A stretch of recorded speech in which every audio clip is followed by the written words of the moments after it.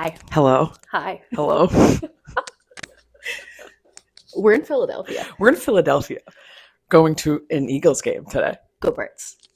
Recording from New York and Los Angeles, your hosts, Nicole Katz and Brianna Klein, are emerging from the tunnel for this week's show. Another sports show is ready to broadcast to you on YouTube and wherever you get your podcasts. Make us one of your stars of the game by subscribing, liking the video, and turning on auto downloads. Before we kick off, please leave us a podcast review and YouTube comment. Attend the postgame on social media for exclusive daily content. Today on another sports show. We've been planning this for a year and a half. Yeah. We're going to the Eagles-Browns game. Which was honestly actually the one of the few games we said that we were not going to go to. And now we're going. Because we're going to Taylor Swift next week. Yes, it's a big week. Big week for us. So I wasn't going to fly across. Well, I would. I would have totally flown across country twice if we're being completely honest. Right. But this made too much logistical sense, so we're going to Eagles-Browns today. I have not been to Lincoln Financial Field since I believe I was 12. And I've never been. Right. We're going to get Nicole a certificate that says it's her first time at an Eagles game, which we're very excited about. We're also going to kind of sort of record the show throughout the day. And then anything we missed, we're going to do dead at the end, probably right back here. Yes, in this spot. Exact spot. Probably a lot more tired and hopefully still cheery in a good mood.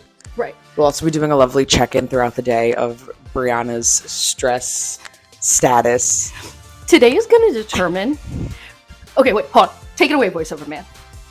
It's another sports show, but it's not... Okay, today is going to determine whether or not the Eagles are good. No pressure. The Browns are a bad team. Yes. The Eagles are coming off a bye. Right. If they lose this game, I just have to say the Eagles are bad. Okay. I feel unsafe being at this game now suddenly of the determination of if the Eagles are good or not. But yeah, no, that's a really good point because the Browns are just like a dumpster fire of an organization and team at the moment in time. So the Eagles should have absolutely no problem if they are a team. Now it's the NFL, so I don't care if they win closely. Just win. If they lose this game, I can't even delude myself into thinking this is a playoff team. Honestly, it's fair. That's a fair take. This should be a cakewalk of a game based on... I also think we should give them the background that I gave you last night, which is that every Eagles game I've ever been to, even because I've been to some away Eagles games, what has happened is that the Eagles have been comfortably winning for 3 quarters, and then even into the 4th quarter, and then the last 10 minutes of the game, they lose it in the most dramatic fashion ever. So the reason I haven't talked about this in the weeks leading up to this is because I didn't want everyone to be mad I was going to the game. Because everyone's going to be like, you're going to cost us the game. I'm a little worried that this is just my bad juju, that every Eagles game I go to is lost in the same heartbreaking fashion.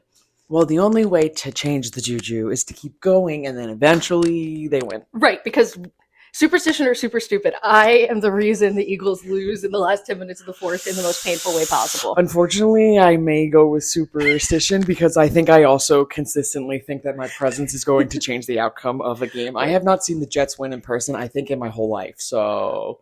Yeah, you went to that Denver Jets game? Yeah, it was so wet and cold. It was not... I was miserable for you that day. It was so bad. And now I am going... Go Birds. Go Birds. Go Birds. We'll check in. Let's go to the link! And Wawa. Oh yeah, Wawa first. Wawa, and then the link. Yeah, here. Driving over, I am at an unreasonable level of excited now. We stopped, and we got Wawa coffee and hoagies. Go Birds! Go Birds! Go Birds! Go Birds! Ooh, look, there's the Flyers! We're in Philly! Nuts! I kind of still hate you. We're in a fight, but I love you. I'll be back next season. So we were walking in. I bought merch. I did too. We bought things. Go Birds. Wait. We're gonna walk up now. Hi. That's the feel. We feel optimistic at the current moment in time. I don't know if I would say that. I just feel happy. We feel happy. Okay, that's a good way to phrase.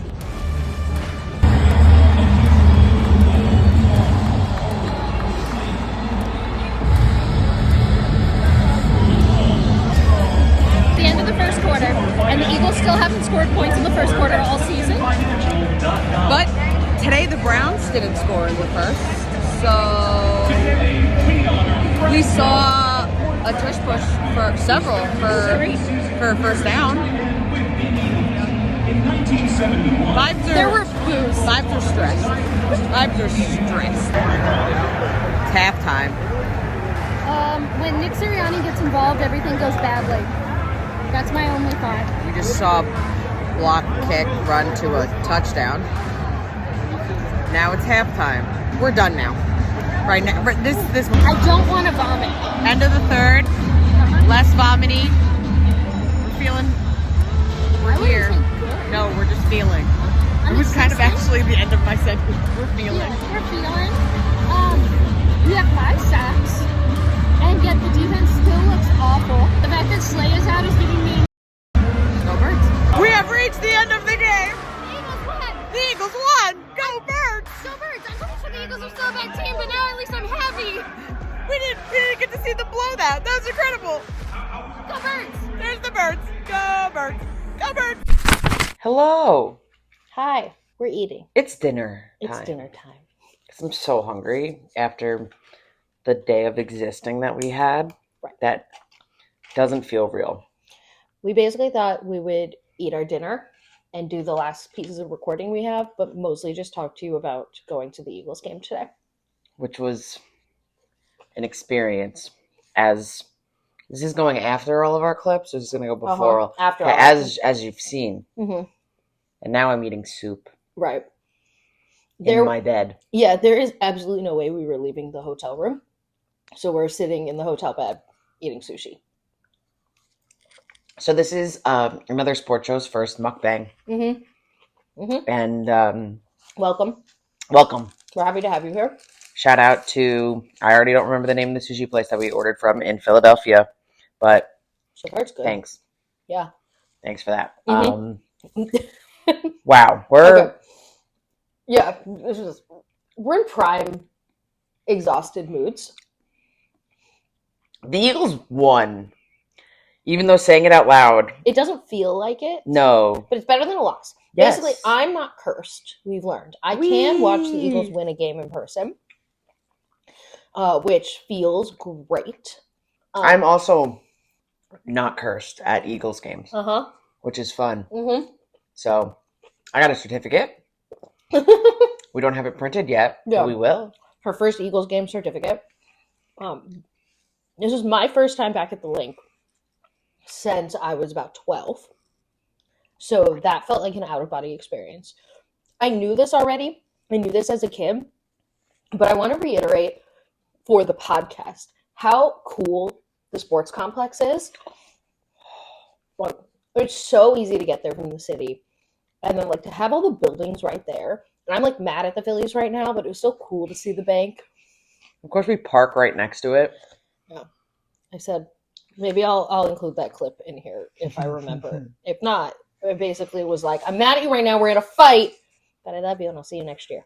It was a great time. Love the sports complex. I wish every city had, first, I guess, the capabilities of being able to build a sports complex like that of ease and access from the city, because that was awesome. Yeah. We literally, from leaving our garage and parked in 15 minutes, the energy was great. Fans were a vibe. The tailgating experience was college-esque. Wow. Which I knew because I'm the Eagles fan. But there were so many Eagles painted buses. There was a wedding. We didn't even see the wedding. We saw the wedding after the fact. But wow. Yeah. Eagles fans, not that I ever expected them not to go hard, but surprise, they do. It was so fun to not be the anomaly. Like, I walk around in Eagles clothes all the time anyway. But to be surrounded by other people in Eagles clothes was just like a joy. Yeah. It was a joy. It was very funny walking around to Wawa today, and it was kind of setting in of, wow. Everyone's in Everyone is an Eagles fan here. It was fun. Yeah. I enjoyed that. Okay. What was your high the experience and your most unexpected moment of the experience? Let's start with high, because I feel like that's easier to pull. And I can start. I have one. Okay, go, because I have to think. My high was the first touchdown, and we got to sing the fight song, because it's been so long since I've been able to scream the Eagles fight song like with other fans. And like the Eagles, after they score a touchdown, do like the full fight song. Like I've chanted like EAGLES Eagles a ton of times, but like being able to sing the whole fight song was a joy. That was my high. Potentially, I mean, just the whole game day experience. High, obviously buying merch. I love merch. Mm-hmm. There's so much good merch, so I don't want to say that my high was not having to do with the sports. No, but like I think the touchdown, especially, it was like right in front of us. Yeah, was like that first awesome. one. Yeah, was like really awesome and fun to watch and see. I mean, low was the back-to-back sack to the messed up kick the to whole series at the end of the interception to then, of course, that's the one time of the day. It wasn't an interception. It was a blocked kick. Thank you. Thank you. Because Jalen Hurts didn't. There was no Jalen interceptions. Hurts, there was no Jalen Hurts turnovers. Yeah, the block kicked, which then they recovered to score, and then they played Taylor Swift. Oh no, they played Taylor Swift after the sack. Oh yeah, and so Jalen Hurts gets sacked, and then they played Taylor Swift, and Nicole's like, looked at me and goes, "I'm so sorry, I can't help it," and then screamed, "I could do it with a broken heart" at me for like 20 seconds. I said the whole thing. Yeah. I said, "I'm so sorry this is happening right after he got sacked, but I can't not do it, and I am who I am." So, but they won. I think my most unexpected moment. Oh, right, doing unexpected, not lows. No, I mean that was the low. Yes. Of the day, well, a positive unexpected moment was for sure how easy it was, like all the parking and stuff. The logistics of getting there was great. Yes. I think my unexpected moment of the day was how great the fan zone outside the stadium is. Like, being able to, like, grab, like, an Eagles Bud Light. Like, we got the, like, Kelly Green cans.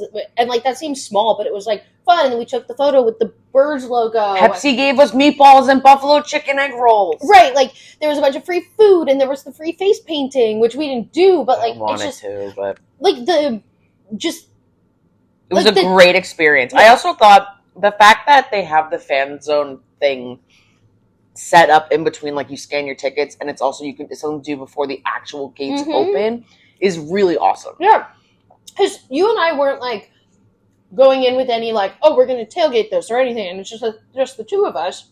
It's a really good thing if you're, especially coming from out of town, right? You don't have the full setup, or like maybe you don't want to spend $70 on the professional Xfinity tailgating Live, or Xfinity Live, like anything. It's a really awesome option. It's great for families. It's great for not families. There's so much beer and there's so much shopping. And we were listening to WIP, which is the local radio station, like do their pregame show. Like I knew that all existed, but it was unexpected to me how fun and good it was. I just totally expected us to like walk around, like do a lap, and then like go to the store to like buy merch. And like, no, it was so much more fun than that. Yeah, that's definitely was a huge, wonderful, pleasant surprise. The entire thing feels like a fever dream.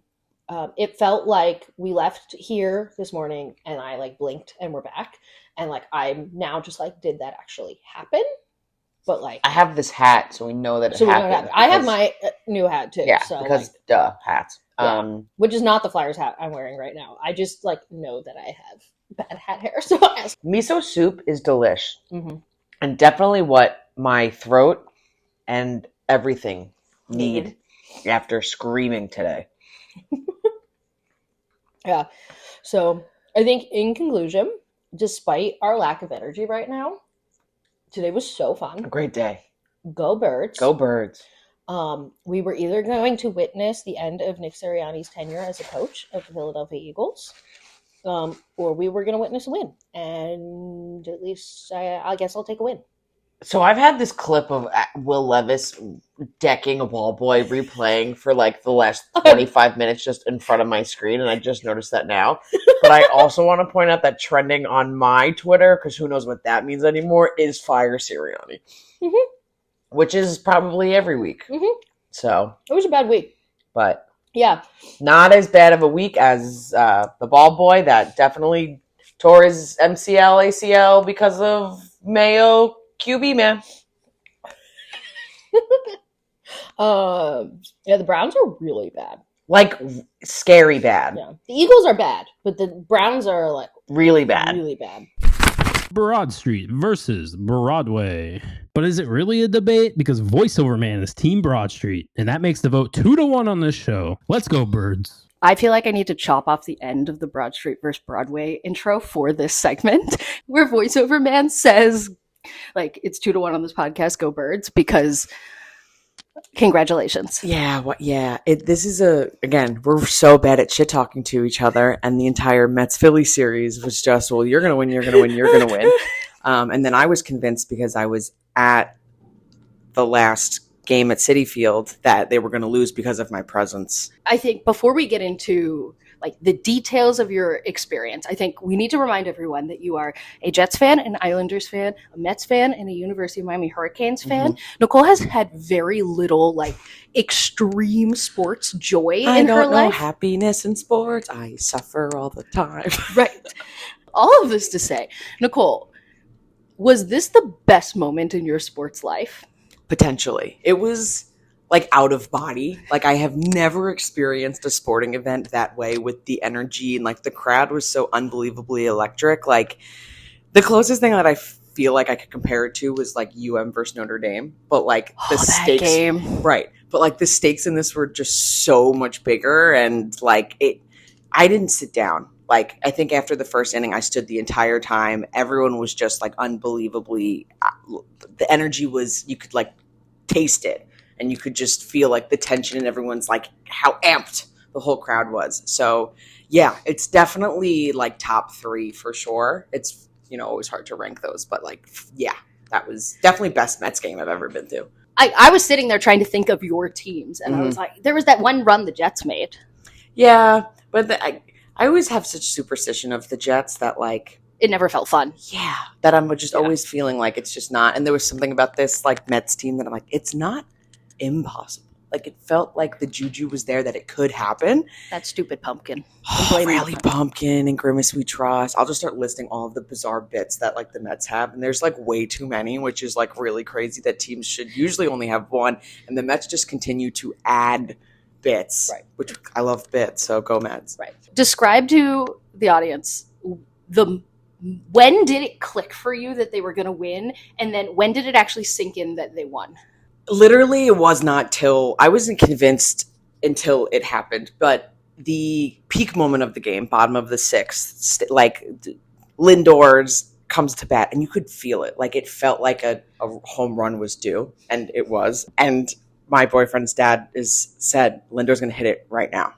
And then he did. And it was just like group hugs. There were strangers that we were just in hugs, jumping up and down. Like, it was out of this world. Then top of the 9th, I was just prepared for Schwarber to tie it up. Like, I was convinced. You could not have told me that game was over. I was like, I've heard too much in the last couple of months about like the possibility of like what Schwarber can do at bat. And it was just two men on base. I'm like, this is about to go into extra innings, and I'm just going to have most unbelievable stress. And then there was a strikeout, and it was when the game was over, was when I realized that actually was real, because I just would not let myself believe anything else. Okay, I'm glad that you had the moment when you were in the stadium, though, because I was worried that you were going to like sleepwalk to the car. And no. What did y'all do afterwards? We were hanging out we stayed inside Citi Field for a little while, because like everyone wasn't leaving the field, because it was the first time the Mets have clinched at Citi Field. Like, it was, what a time.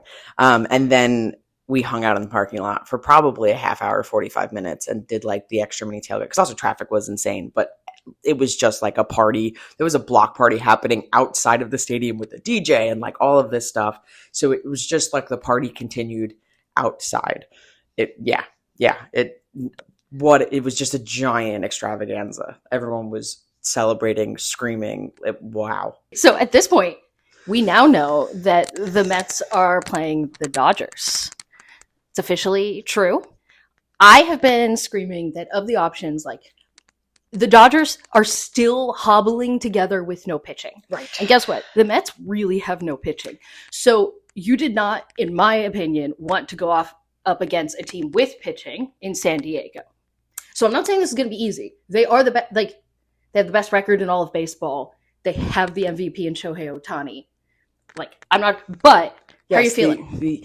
I'm stressed and nervous. I feel 1% less stressed that it's not San Diego, but like, it's still, the Dodgers have been one of the biggest storylines all season. So kind of going into this, I feel terrified. I also, West Coast travel is a lot, and I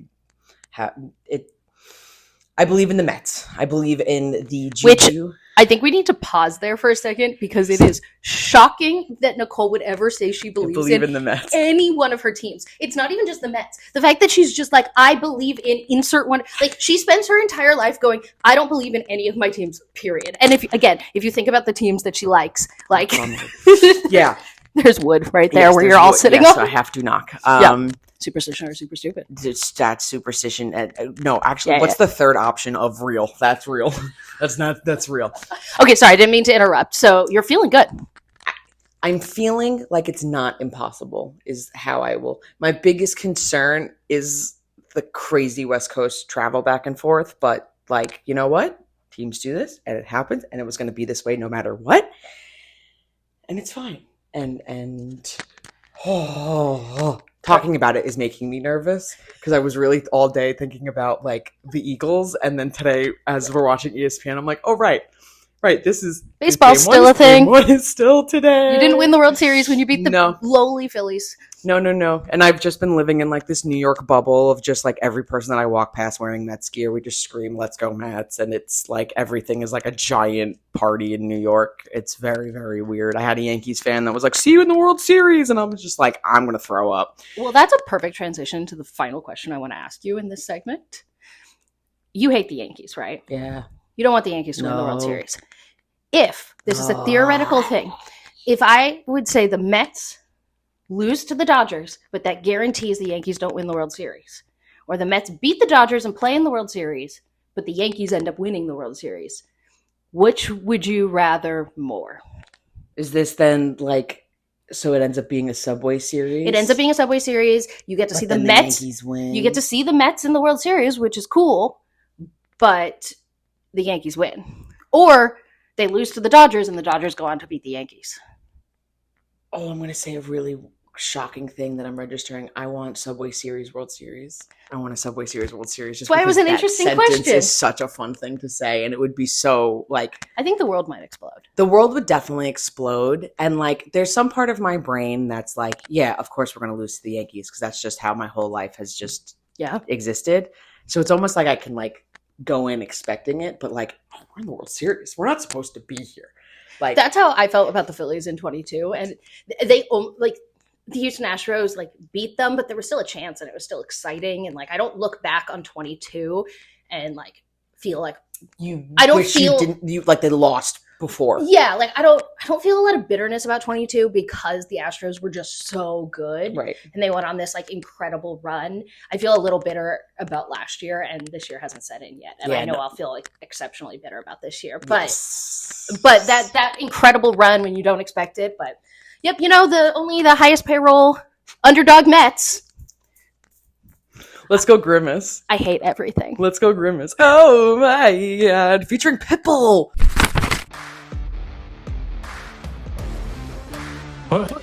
Hot take. I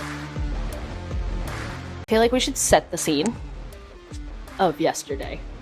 And so we spent most of yesterday driving from New York to Philadelphia. Yes. So we didn't watch a lot of Texas, Oklahoma. But, like, did we have to? I really don't think we missed anything. No. Yeah. Texas just stomped them. Yeah.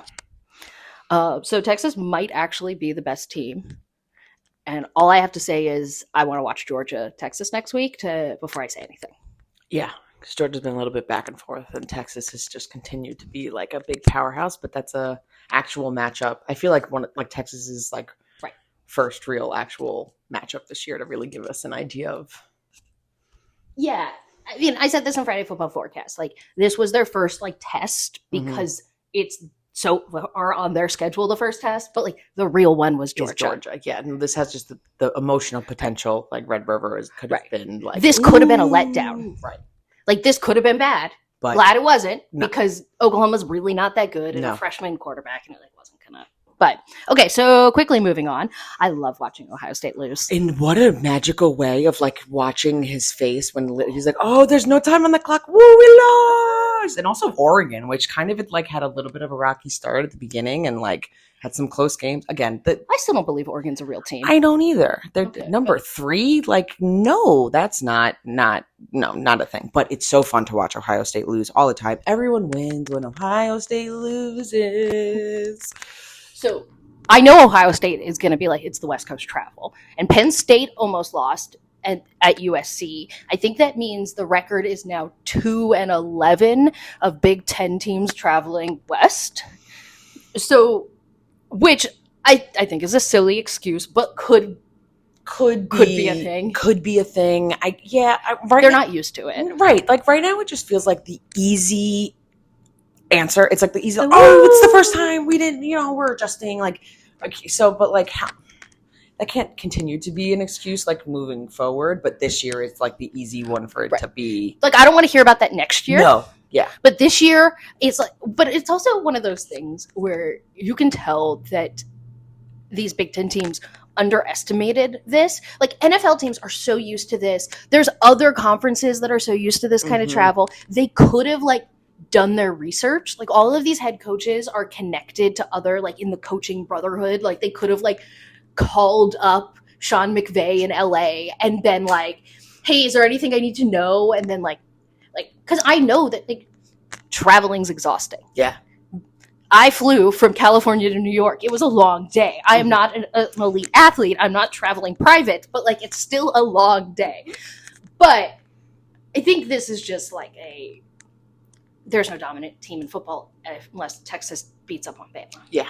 Yeah. Beats up on Georgia. It's not that like it's so like level field everywhere, but like it almost is, so that like if one team gets a leg up in any way, if it's like because one has to travel across the country and the other doesn't, like that's what can make the difference this time. But like I don't know. I feel like it's just the easy scapegoat answer for this year. And again, to your point, if this keeps like being discussed next year, it's like, all right, well, now you knew that this was going to be a difficult thing for you and an issue. Like, figure out ways to alleviate it, prepare. I don't know, get your whole team like sleeping on a different time zone the week before. Like, do something. Go out a couple days earlier. Right. Yeah. Right. Okay, but I think the big thing we need to talk about is the 12 men on field. And production of Into the Wild, we obviously don't have our props. Was this intentional? I am choosing to live in the world that it was intentional because that's fun. I like thinking that it was like a big brain move more than you lucked in. Like, you did a bad thing and then they like lost time and it was just coincidentally. No, I want to live in the world where this was a very strategical, thought out thing that was like, this is going to be it. I don't really think I don't think that's what happened. But I'm going to live in that reality because I choose my own destiny. I also think whether or not it was intentional, this will now be legislated out, and we're going to get the rule where it's the 10-second runoff, and like if you commit a penalty, that's like it's going to spark the conversation. The team is going to have to there's going to be stuff. This little fun loophole that was accidentally or purposefully used last night, I could totally see that getting smoshed like so quick. Right, but also like I'm saying that with the perspective of mostly being an NFL fan, where no matter how you feel about the NFL, like the competition committee is like pretty good on getting stuff like that quickly, and the NCAA is like I have zero faith to do anything. Yeah, they're like, maybe we'll think about it, and maybe we'll look into it in like 6 months to a year. So we might be watching like 2 years of college football where the ends of games is like, just have 12 men on field 16 times in a row and then game over. And then it's just going to become like a whole different conversation. Yeah, it's going to become a whole thing. Right. But right now it's fun. Right. I really feel like we're talking about a thing before it becomes a thing. Like everyone's like, ooh. There's coaches that are like taking notes. Like by next week, it's going to be one of those, is this bad for college football things? I hope it doesn't happen. But it's like, I feel like we're on that precipice. Yeah, I think it's coming. It's going to definitely be a conversation. I had a realization before we move on to, I think, the final game we wanted to talk about this week. You haven't been able to check in about your state about the Miami Hurricanes. I think the last time we talked about this on the pod, you were at like a 7, riding high on the hype train. God, I almost kind of want to go down because of the cardiac arrest that I have gone through in the last 2 weeks. We literally, and then I recorded a whole Into the Wild segment about that Hail Mary, and then it was the week that everything got scratched, and okay. Are you still at a 7? I almost want to go to a 6. Here's the thing: Old Miami never would have won. Never. That cow. No. Game. Either game. Yeah. They find ways to lose both of those games in dramatic, annoying fashion. Right. So part of me wants to go down just to yell at them and be mad because I felt like my stomach was going to fall out of my butt.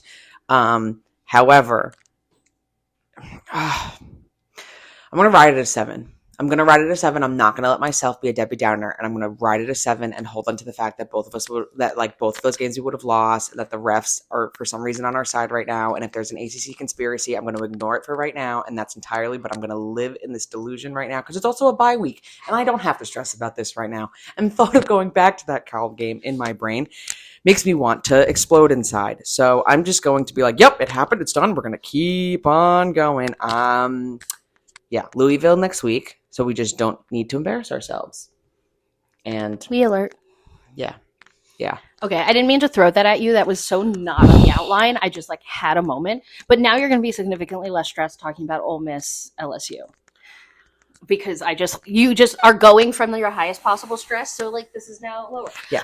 So Ole Miss, I spoke in Friday Football Forecast for weeks about how I have zero belief in them.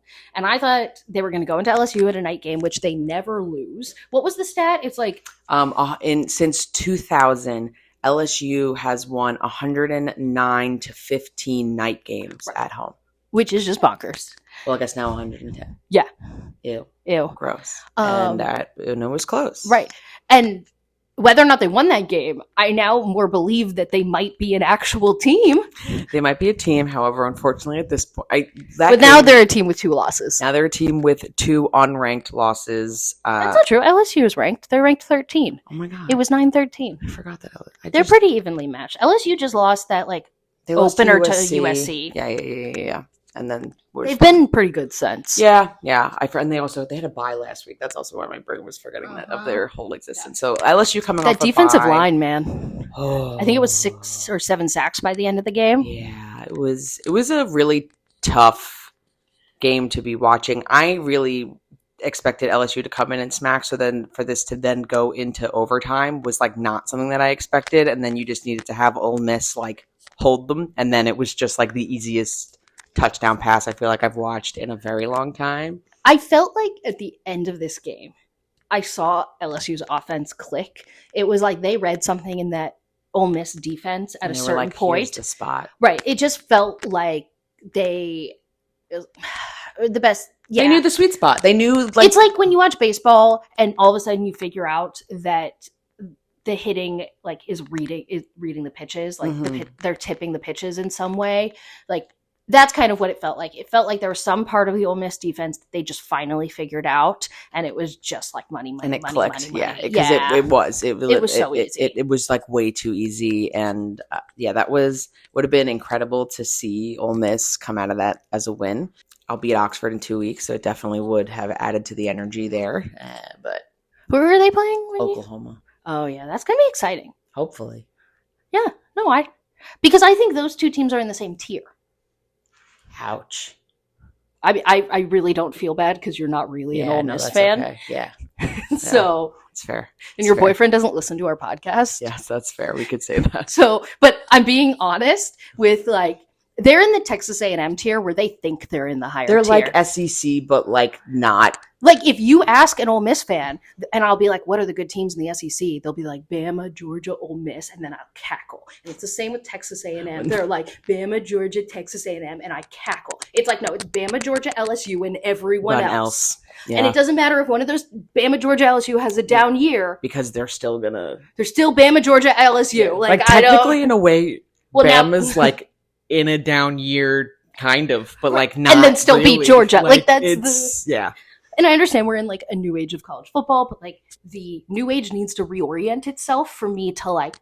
Right. No, right now the powerhouse teams are still the powerhouse teams. Like you still have people that were recruited by Saban like at Bama. Like it's still like there's still the remnants of years past. Like it's still the programs that are established. This is like we haven't even gone through our first new college football. We haven't even gone through our new like with the new conferences all set up and everything. Like it's still happening right now. Right. So college football is going to be very different in a year, in 2 years, and teams will adjust accordingly and such. But yeah, or they won't, Like Clemson, who has kind of righted the ship, unfortunately.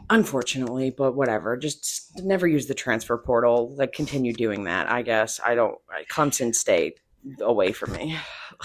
But Florida and Florida State, whatever you're doing, keep doing it because I like watching you lose. Yeah, keep going. Keep just doing that. So I think.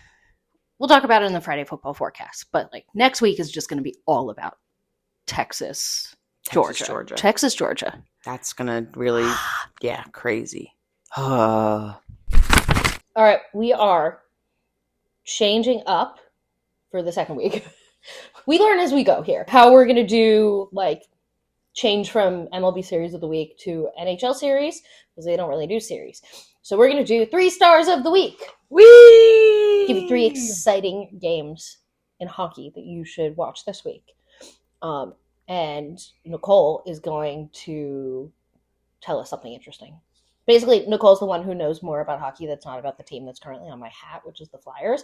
I can tell you about the 4th line of the Flyers. Can barely tell you about Nathan McKinnon. So, our first star of the week is Thursday night, Oilers at Nashville.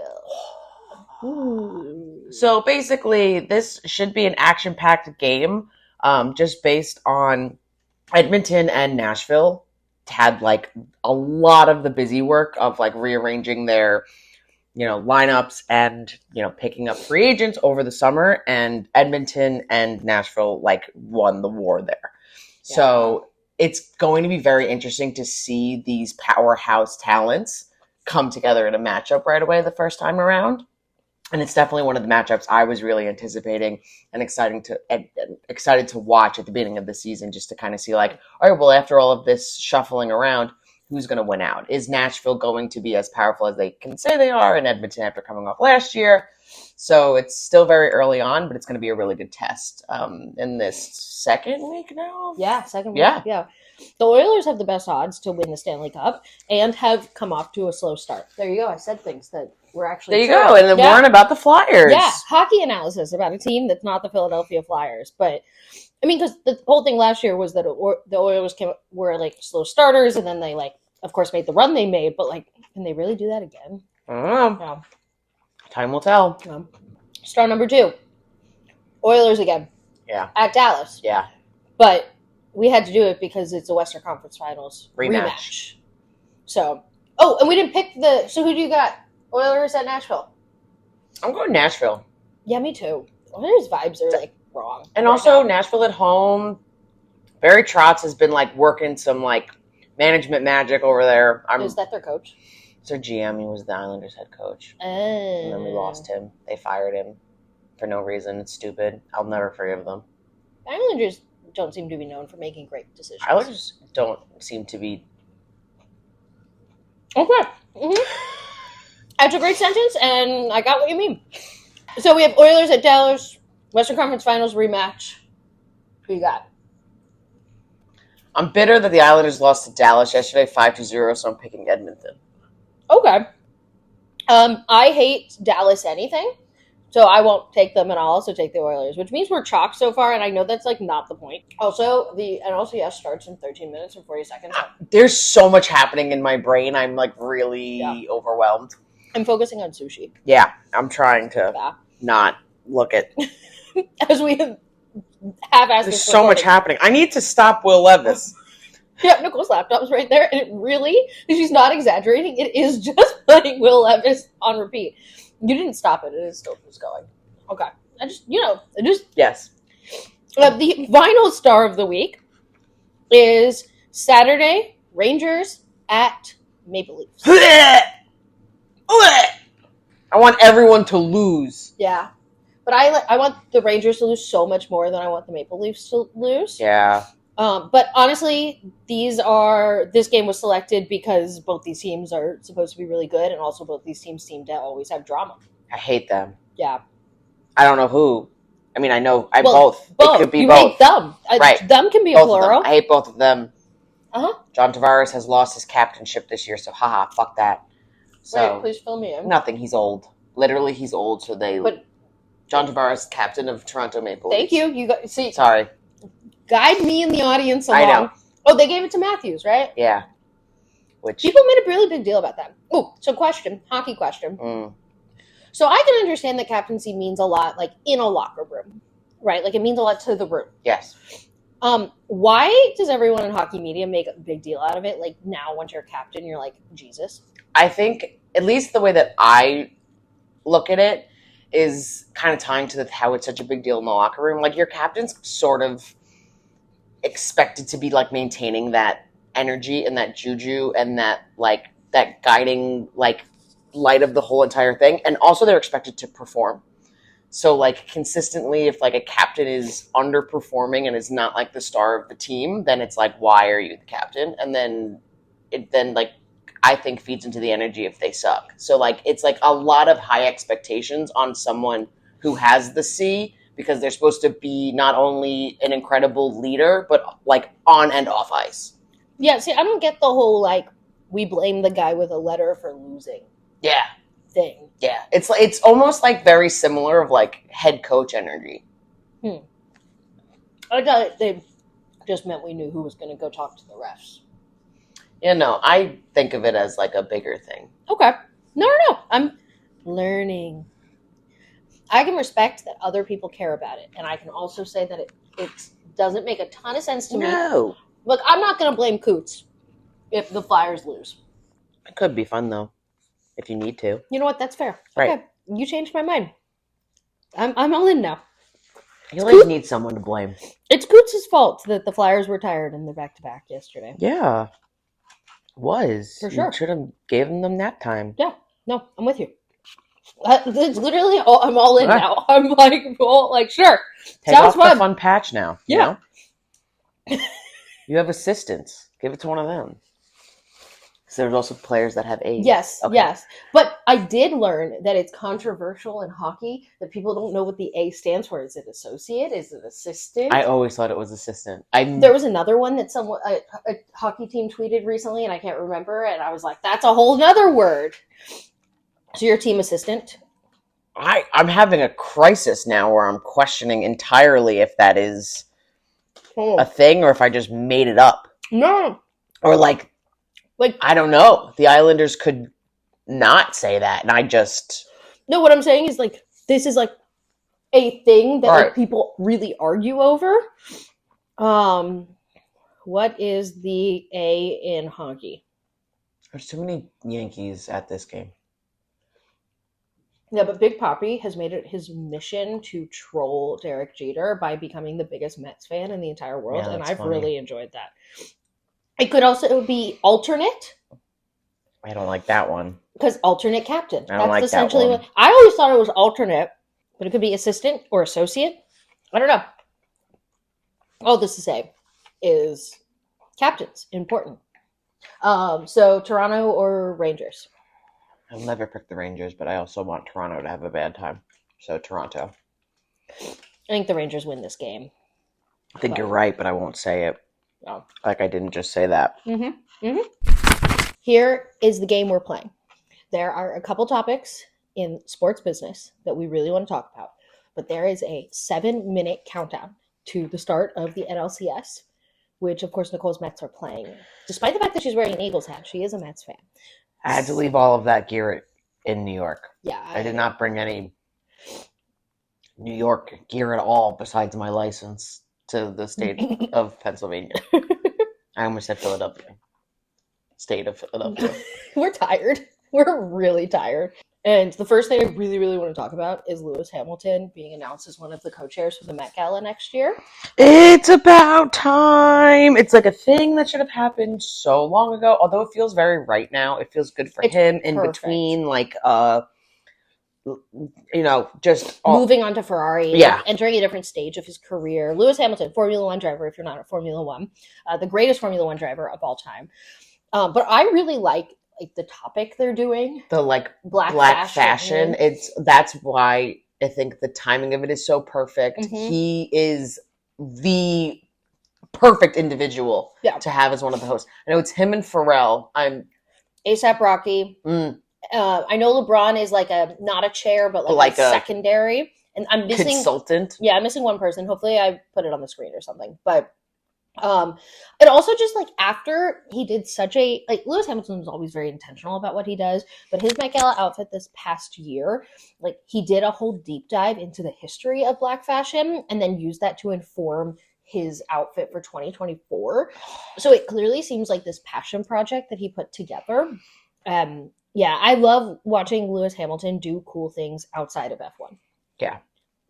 And he is the king of being able to do cool things outside of F1 because he's not scared to. And speaking of, this week he officially launched his Dior collaboration. I said all that while you were chewing. This is the problem with mukbangs.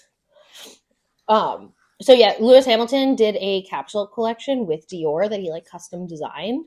It's not my taste, but it's so him. And the fact that he is such a big deal that he got to do that. A capsule collection with Dior, and it's been teased for so long. It feels like forever. Mm-hmm. And finally to have it out in the world, and I'm sure it's one of. I can totally see him doing another one, another season and another edition and all that type of stuff. Yeah. Not that I would buy anything because it's a little expensive. Yeah, but I love it for Lewis, and I think it's such a amazing brand pairing with him. Yeah. I love listening to him talk about his journey in fashion and how he's learned to express himself and that individuality is a good thing. And he's and being in such a white male macho dominated sport and how he's used fashion as an area of self-expression. But if you look at Lewis Hamilton early on in his career, he purposely wasn't. And it's been such a great journey to watch him as not only become the greatest in F1, but simultaneously become so comfortable with himself. Yeah. And become such a face and point of recognition just in so many other areas too. He's a driver that people who know nothing about F1, he would be the one that they know. I almost didn't introduce him when we were talking about this segment because I was yeah, it's Lewis Hamilton. I have a couple more minutes left. Can we talk about Kyler Murray and the Call of Duty partnership? Could not, the most perfect pairing of things ever. It's the best joke, ongoing bit of Kyler Murray's performance. Which I think, if you haven't heard, pre-injury Kyler Murray, his dips in performance did line up perfectly with any new Call of Duty release. So it's a joke, but is it a joke? It's a joke that it's correlation causation type things. There is correlation, may not equal causation. However, Call of Duty was that's enough for a solid campaign. Yeah. And I will say, it was really the Arizona Cardinals that made this a big deal because it was really just a funny internet joke until Kyler Murray signed his big deal. And the Cardinals said in the deal, they put mandatory study hours for him. He's some college kid who needed to go to the library. which basically perpetuated this whole, like, he doesn't work hard, like, he's just playing video games thing that I think no one ever really believed. We were all just making internet jokes. But then when it's something like having study hours or something in the contract, it's like, okay, well, what are you doing? I find this to be such a win for Call of Duty. Oh, huge. Huge win for Call of Duty. I appreciate that Kyler Murray is confident enough in himself now that he's comfortable doing this, but I don't think this is actually, like, the financial gain is a win for Kyler Murray, but this is, if his play dips, it's not... Then it's not funny. This is a risk. Yeah. All I'm saying is it's a risk for Kyler as a person, like, and his public perception. But I'm sure they paid him a lot of money to do it, so... So he'll be okay. I think we have 60 seconds for the last thing on this list. And then it's baseball time. NHL released their start of season ad, and they're actually promoting their stars. Have you seen this ad? No. Perfect. We're going to watch it together. Kids these days. Yeah. Using Sidney Crosby as the grumpy old man was so smart. Yes. But watching the NHL go, hey, let's market our stars And is... like use faces like off crazy. ice and then going on ice. I love also the stuff getting handed to us and it's just people getting past the cup is just so good. I really like the self-care into the hits. Yeah, okay, so the Mets game is starting. Basically, we're shocked that the NHL is actually promoting personalities and people. It's a smart move. We're going to go stress out about this Mets-Dodgers game now. Thank you for listening to another sports show. No final buzzer this week. We will see you all on Friday for Friday Football Forecast. Thank you for listening to another sports show. Thank you to our co-creators, Nicole Katz and Brianna Klein. Thank you to the four-legged executive producers and me, Voiceover Man. Make us one of your stars of the game by subscribing, liking the video, and turning on auto downloads. Make our day by leaving us a review on your podcast platform of choice and a comment on YouTube. Attend the postgame on social media for exclusive daily content. We'll be back to review the playbook every week. See you next Tuesday. Today was another sports show in Philadelphia. Go Birds!